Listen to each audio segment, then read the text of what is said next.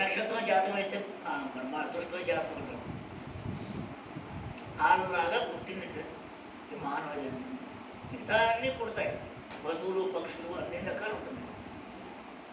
అందులో ఈ మానవ జన్మ ప్రకారంగా అన్ని అవయవాలు బాగుండి, బుద్ధి సక్రమంగా ఉండి, క్రమశిక్షణలో పెరుగుతూ, మామూలు లౌకికమైన విద్య కూడా బాగా నేర్చుకుని, ఇలాంటి పారమార్థికమైన దాంట్లో కూడా పూర్వజన్మలో చేసుకున్నటువంటిది డబ్బు దాచుకుని ఉంటే, ఏ బుక్ చదువుకున్నాం, స్తోత్రం చేసుకుందాం, గుడికి వెళదాం, దండం పెట్టుకుందాం, అది కూడా పోగు చేసి మొత్తం అలాంటి గురువు దగ్గర తీసుకొచ్చినప్పుడు ఇలాంటి శిక్షణలో మనం పడతాం. అంతటి దుర్లభ మానవ జన్మ లభియా అంటే ఇంతటి అరేంజ్మెంట్ చేశాడు మాట. లభియా సంసారే కృష్ణ నా భజను దుఃఖం అహోక. ఎవరు చెప్పుకునే దుఃఖం? కృష్ణ భజించలేదు. భజిస్తా అని చెప్పొచ్చు నువ్వు క్రిందక.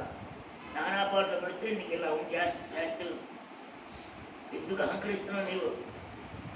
నువ్వు ఎంత అక్రాలు అని నానా రకమైనటువంటి బుద్ధి చెప్పాడు మన గర్భంలో ఉండగలను. 7వ మాసంలో జ్ఞానం జీవవాత రాశారు ఇక్కడ. వాడు మాట్లాడతాడు ఆయనతో.